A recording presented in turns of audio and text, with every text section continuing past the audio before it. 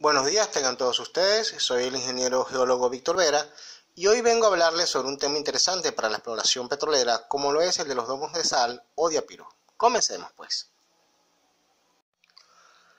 Primero que nada, ¿qué es la sal? La sal halita o sal gema es un mineral sedimentario, cristalino y ordinariamente de color blanco, soluble en agua y crepitante en el fuego, o sea que produce un ruido como de burbujas explotando.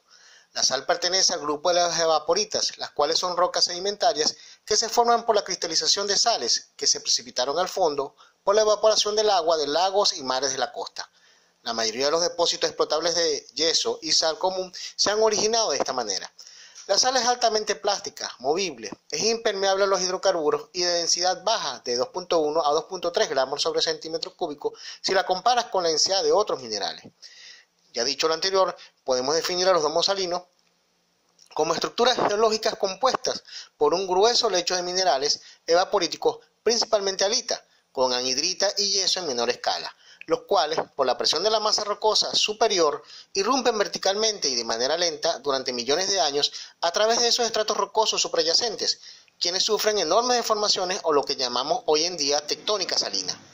Esas deformaciones van desde la formación de anticlinales, estratos rocosos en forma de arco, hasta fallamientos, zonas de fisura, a través de los cuales estos minerales evaporíticos pueden desplazarse hasta una zona con menor presión, donde pueden formar otros cuerpos salinos.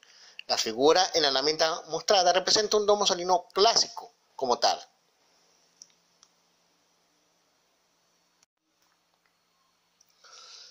¿Cómo se forman los domos salinos?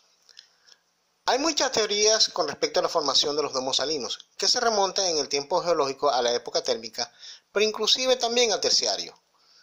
La más aceptada y que ha sufrido modificaciones ha sido la del geólogo y naturalista alemán Carl Christian Oschenius, llamada teoría de las barreras, la cual es mostrada en esta lámina en la figura a la izquierda. Se pensó inicialmente en un sector marino costero relativamente cerrado por procesos de sedimentación y o de tectónica, y a su vez sometido a un clima árido a semiárido que contribuía a una mayor tasa de evaporación del agua, lo cual ocasionaba la precipitación de las sales presentes en ella de acuerdo a su capacidad de solubilidad. Un detalle importante a destacar aquí es que una columna de 1000 metros de agua de mar produce solo 15 metros de halita, pero los depósitos existentes muestran espesores mucho mayores. Esto indicaba que debía haber un proceso de cambios o ciclos eustáticos, es decir, transgresiones y regresiones del mar de forma cíclica, que aportaron constantemente agua de sal con sus sales para la formación de los domos salinos, con lo cual se modificó lo del sector marino costero cerrado dentro de la teoría de las barreras como tal. La figura de la derecha muestra inicialmente una gran capa o depósito de sal sobre el cual se han ido depositando con el tiempo sedimentos hasta cubrirla por completo. El sedimento suprayacente se someterá a compactación, causando un aumento en su densidad y por lo tanto una disminución en su capacidad de flotación. A diferencia de los sedimentos clásticos, granos, la presión de la sobrecarga o el peso del material suprayacente tiene un efecto menor significativamente sobre la densidad de la sal, debido a su estructura cristalina, y esto conduce finalmente a que se convierta en un material más flotante que el sedimento por encima de ella. La plasticidad o ductibilidad de la sal permite que ésta se deforme y fluya lateralmente de manera plástica. La presencia de planos de debilidad o fallas ayudan a que la sal, por su baja densidad y plasticidad, suba verticalmente, llegando a formar una almohada de sal. El crecimiento vertical de estas almohadas de sal genera presión hacia arriba, causando su extensión y fallamientos. Finalmente, a lo largo de millones de años, la sal irrumpirá a través de los estratos rocosos suprayacentes, formando inicialmente una especie de cúpula o domo y al final una estructura en forma de hongo, el clásico diapiro de sal. Si encuentran planos de debilidad o falla, esta sal puede convertirse en una especie de glacial que se expande a otras partes de menor presión. Estos diapiros de sal pueden tener un diámetro transversal desde 1 kilómetro hasta 10 kilómetros y encontrarse a profundidades de hasta 6.5 kilómetros.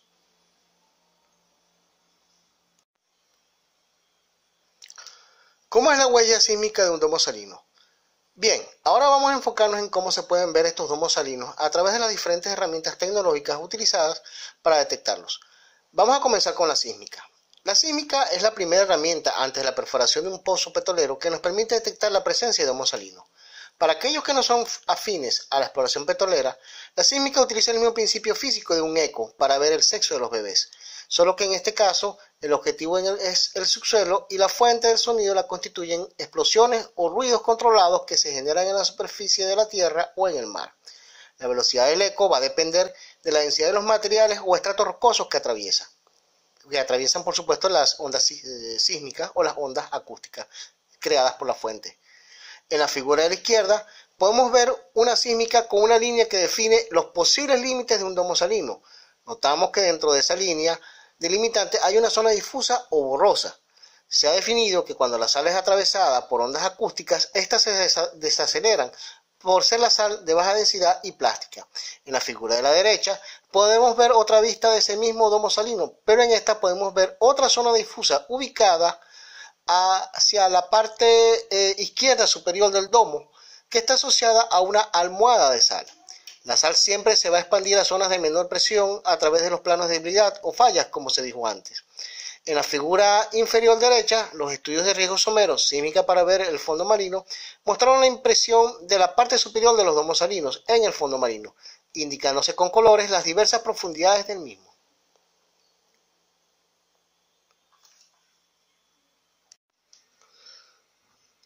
¿Cómo se ve la sal en los registros eléctricos o geofísicos? Otra forma de detectar la presencia de sal es a través de los llamados registros eléctricos o geofísicos, como se dice en México. Estas herramientas miden determinadas propiedades físicas de los estratos rocosos después de la perforación de una tapa o durante la perforación de la misma, denominándose en este caso LOL while drilling, es decir, registrar mientras se perfora. Las propiedades físicas medidas son resistividad, porosidad, densidad y radioactividad. Cada tipo de roca tiene propiedades físicas que las permiten diferenciar de otras. En la figura mostrada en la lámina podemos ver un registro combinado. En la primera columna o track está lo que llamamos registro de rayos gamma, que mide la reactividad de las rocas. En el segundo track está el registro que mide la resistividad más allá de las paredes del hueco o del agujero perforado. Y en el último track está en el registro de densidad, que mide, valga la redundancia, la densidad de la roca, y el registro de neutrón, que mide la porosidad de la misma. En el track de los rayos gamma podemos ver ya identificadas algunas litologías. Notamos que de mayor a menor radioactividad, la más radioactiva es la lutita. Le siguen las calizas, areniscas, hasta llegar a la anhidrita o presal y luego a la halita o sal. No obstante, vemos que la sal y la anhidrita con esta herramienta podrían confundirse con la arenisca o la caliza. Nos vamos entonces al segundo track y vemos que los mayores valores observados corresponden a la halita y a la anhidrita. Es decir, estas son altamente resistivas. Pero debemos aclarar que esta herramienta por sí sola no puede ayudar a identificar la sal y la anhidrita, ya que la arenisca y la caliza podrían llegar a tener altos valores de resistividad si estas tuvieran petróleo en ellas. Nos vamos entonces al último track. Allí vemos que la sal presenta valores de 2 a 2.1 gramos sobre centímetro cúbico, mientras que la anhidrita presenta valores entre 2.89 y 3 gramos sobre centímetro cúbico. Estos datos permiten ampliamente diferenciar a la sal y la anhidrita de las otras litologías observadas, ya que la arcilla presenta valores de hasta 2.6 gramos sobre centímetro cúbico, la arenisca valores hasta de 2.67 gramos sobre centímetro cúbico, y la caliza valores de hasta 2.65 gramos sobre centímetro cúbico. Con respecto al registro de neutrón que mide la porosidad, vemos mucha similitud entre las diferentes litologías que rondan mayormente el 15%. En base a lo visto, podemos concluir que la sal y la anhidrita presentan valores de reactividad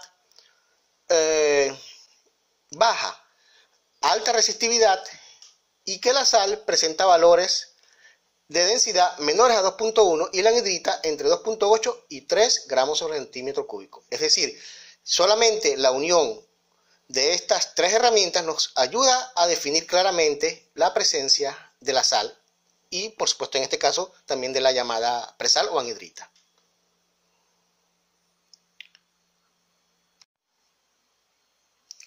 ¿Cómo se ve la sal en las muestras de canal? Para empezar, las muestras de canal son los pedazos de rocas perforados que llegan a la superficie en el lodo de perforación para su análisis litológico. Cuando son recuperados en la superficie, un equipo de geólogos en una cabina llamada unidad de Moon-Logging hacen una observación a través de un microscopio de las mismas para definir la litología a la que pertenecen. De ser necesario, se le hacen otras pruebas para tal definición. Los resultados son plasmados en un formato de papel llamado master lot.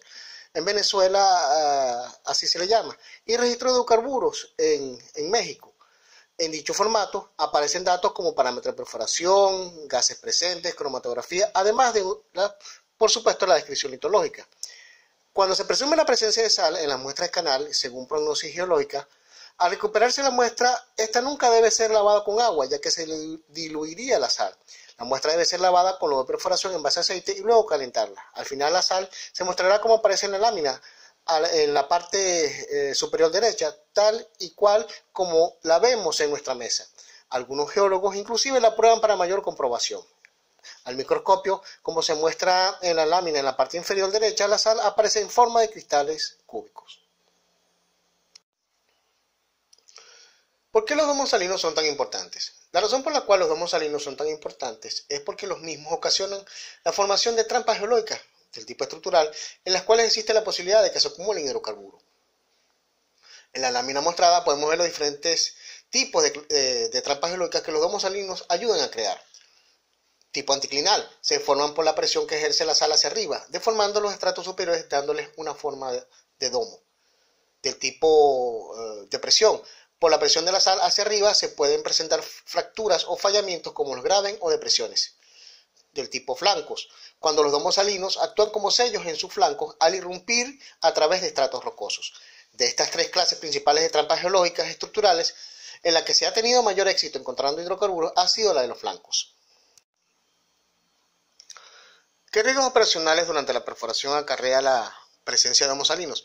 La sal, como es de densidad baja, movible, plástica, puede ocasionar un desbalance en la columna del lodo que mantiene la estabilidad de las paredes del hoyo que se está perforando, pudiendo ocasionar el entrampamiento de la salta de perforación y con ello la posible pérdida del pozo. Para evitar ello se toman medidas de precaución como el uso de herramientas LWD, Low Wall Drilling, para saber en tiempo real qué se está perforando y así poder desviar el pozo alejándolo de la sal. En la lámina mostrada podemos ver una imagen que muestra un modelo geológico interpretado en 3D de la zona de yacimiento en el subsuelo, con un domo de sal. Las líneas que vienen desde arriba representan pozos de perforación. Vemos que el de color amarillo y azul son pozos que cayeron en la sal y que tuvieron que ser abandonados para reperforarlos en otra dirección, lejos de la sal, por los problemas de atrapamiento que les causó la misma. ¿Dónde podemos encontrar domos salinos en el mundo? Los hay en varias partes. Los podemos encontrar en América del Norte, en Estados Unidos y México, frente a sus costas, inclusive dentro del propio territorio continental de Estados Unidos. En Brasil, frente a sus costas en el Atlántico. En África, frente a las costas de Angola. En el Golfo Pérsico, Asia. Y por supuesto también en Europa. Por ejemplo, en el Mar de Bering, al noreste de la península escandinava. Pero los hay en otras partes, asociados o no a hidrocarburos. Bueno, para ir concluyendo, vamos a revisar qué han aprendido. En la primera parte hay un formato de registro eléctrico combinado en el cual debes dibujar unas curvas representativas de la sal y presal de acuerdo a lo visto antes. En la última parte debes responder la pregunta del por qué es riesgoso perforar cerca de un domo de sal. Bueno, eso es todo. Gracias por su atención y espero verlos pronto. Hasta la vista.